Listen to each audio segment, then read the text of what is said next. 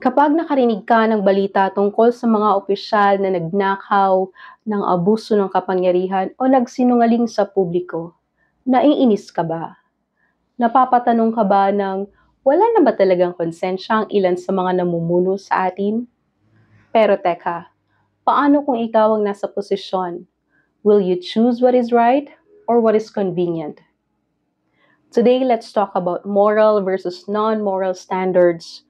Kung saan ba talaga nagmula ang sense of right and wrong at kung bakit hindi sapat ang pagsunod sa utos kung wala namang moral grounding.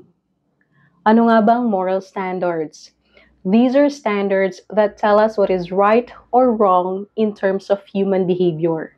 It's about how our actions affect others, whether nakasakit ka ba o nakatulong ka.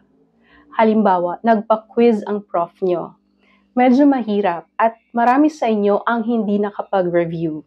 While taking the quiz, may classmate kang nag-send ng sagot sa group chat. Lahat na sila nagkopyahan.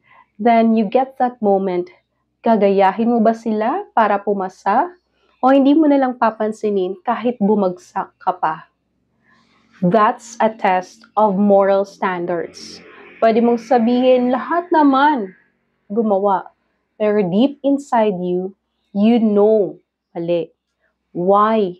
Because your moral standards tell you that honesty matters even if it costs you your grade.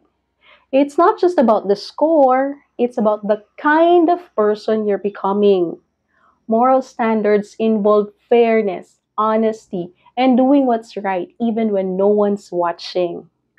On the other hand, ang non-moral standards naman ay yung mga personal preferences or societal norms na wala namang kinalaman sa tama o mali in a moral sense. For example, sa maraming lugar, may dress code.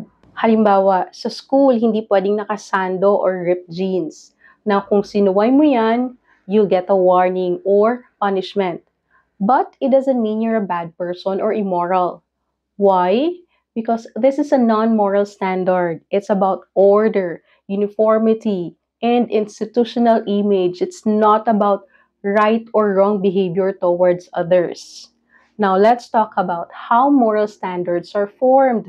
Sa totoo lang, hindi naman tayo pinanganak na alam na agad natin ang tama at mali. Natutunan natin yan through number 1, family. Anak, huwag kang magsinungaling. Number 2, religion or belief. Love your neighbor. Number 3, culture and society. Respect elders. Number 4, education and experience. Yung mga natutunan natin sa buhay or sa loob ng paaralan. Now, let's move on to moral dilemma. Naalala ko sa klase ko, may estudyante na nagkwento, may group project daw sila at isa sa mga members nila ay MIA, Missing in Action, pero malapit na ang due. Yung isang member gustong tanggalin si MIA, pero sabi niya, bigyan natin ng isa pang chance, baka may pinagdadaanan. Hindi madali yung ginawa niya kasi unfair din yon sa performing groupmates. That's a moral dilemma. It happens kapag may dalawang pagpipilian. Parehong may tama, pareho ring may mali. Another example. Your professor asked the class to check each other's paper. By chance, napunta sa'yo ang papel ng best friend mo. Nakita mo na panay mali ang sagot niya at babagsak siya. Now you're faced with a tough choice. Option 1. Be honest. Check the paper fairly and mark the wrong answers. It's the right thing to do, but your friend might get mad at you.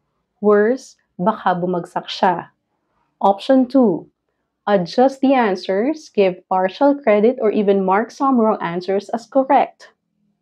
You're helping a friend, but you're being dishonest and unfair sa ibang students who were graded honestly. That's a moral dilemma.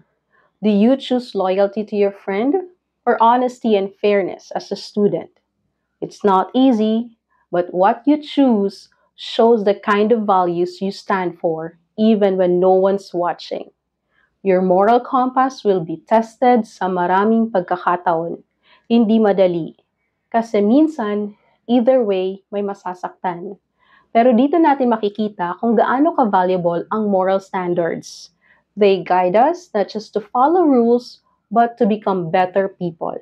To sum it up, moral standards guide how we treat others with respect, fairness, and compassion. Non-moral standards are about personal or cultural preferences. And moral dilemma, hindi maiiwasan, pero they help shape who you are. That's it for today's video. See you in the next one. Bye!